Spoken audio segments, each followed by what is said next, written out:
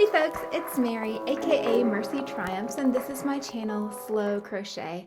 Today I am checking in for progress on my hashtag blank slate blanket 2024. Let's start the year with a beautiful make kind of challenge, kind of crochet along. So it is the middle of the month and I wanted to put up a quick video just to check in on the progress that I've made and also check in with y'all that are participating with me. How much progress have you made? Do you feel encouraged? Do you feel like you're gonna finish this thing in the time that you want? Again, there's not really a time frame per se, but it's more a heart of let's begin this year with something wonderful and beautiful and warm and cozy and sweet so that when we look back at our year in December, that we'll be able to have a beautiful make that we've completed and we'll be able to, whatever else happens in the year, smile with the knowledge that we've added something wonderful into the world. So the pattern that I am doing is a geometric blanket by Yarnspirations, and it is constructed of interlocking crochet. The yarns that I'm using for this project are Caron 1 pound in the color Off-White, which is number 514, and I love this yarn in the colorway Navy Tweed. So in terms of how much progress I've made, I originally had 5 skeins of this, and this is my only one left. I still have one that's going on. And then I started a second of these balls. So I have a total of 3 of these balls of yarn, and I'm realizing I'm gonna need at least one more of these. So I need to time it properly to get my 30% off at Hobby Lobby and go and pick up at least one more of these navy blue tweeds. I do still have this fire red, but I think because of the way that this blanket is working up, I'm going to use this for the border, so I'm not going to get into this quite yet. On this particular skein, since it's a solid, it has 355 yards or about 325 meters versus this more of a print yarn that has 252 yards or about 230 meters. So quite a significant difference, but I am realizing that the size of the blanket, it's just not as big as I want it to be. So how big is it? Well, let me show you.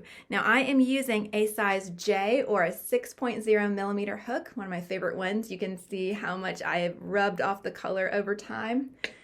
But here it is. Here is where I began it. I actually started on Christmas Day because I wanted to make sure I finished it. And y'all, I've been working so hard. But here is how far I have gotten. So I'm going to put some measurements up on screen now, and I'll show you some pictures of this all laid out so you can get a sense of how big it actually is. And in order to create this pattern, it's actually really easy to memorize. And once you get the hang of it, I think it's really effective and it's something that you can do quite quickly. But it's just some double crochets and some chains in one color, and the yarns never actually connect. So you do your row of your double crochets and chains in, like, for me it's the dark blue, and then you come along and do another series of double crochets and chains. And this is one of the amazing things about crochet, which is why there could never be a crochet machine. There could be knitting machines but not a crochet machine.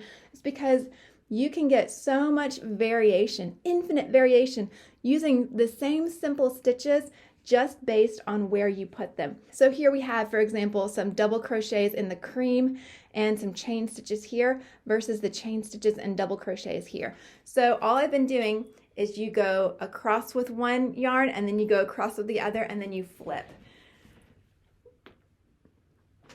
So here we have it. I am loving how this is coming together. Now, I had originally hoped that I could maybe do a little bit of like a cross of red and bring just like a pop in here, like a polka dot or maybe just a stripe of it.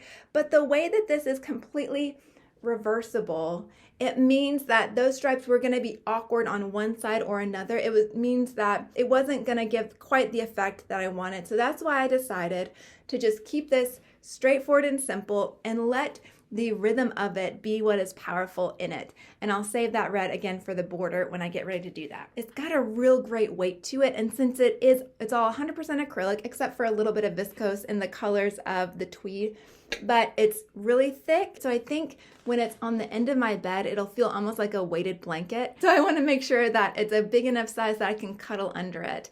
So my husband and I do kind of the European thing where we actually don't really share covers because we're so different in what we need at night. So having an extra layer for me is going to be just wonderful. When I do come to the border, I think all of this is going to get kind of crocheted up together. So I do want to make sure that I have enough of this, maybe a whole skein of this left over. We'll see. Or maybe I'll just do it all in red and I won't even involve the blue in the border. Let me know in the comments, what do you think? Because the border does require some of the cream color and then the contrasting color. So should I do cream and red on the border?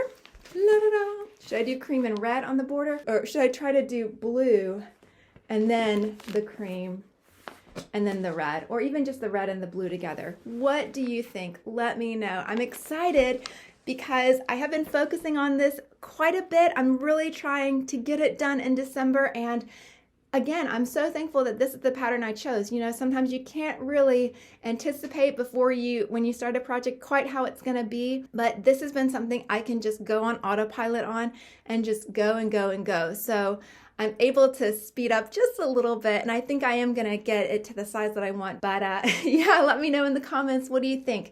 How should I incorporate the red or the blue in the border? And also, how are you coming along? I know that there are a couple of YouTubers that are participating. I know that Lee over at Lee Mac is working on a blank slate blanket, and I know that Marsha over at Mimi Makes Keepsakes has made something beautiful already, and she also has found some older works in progress that she might be working on as well. My aim is to be done by January 31st, and if you would like your blank slate blanket to be included in a video slideshow, please email me pictures of that and permission to use those photos by January 31st of 2024, so that by February 1st, I'll be able to post a video showing the success or showing the completions or just showing what we've all accomplished together.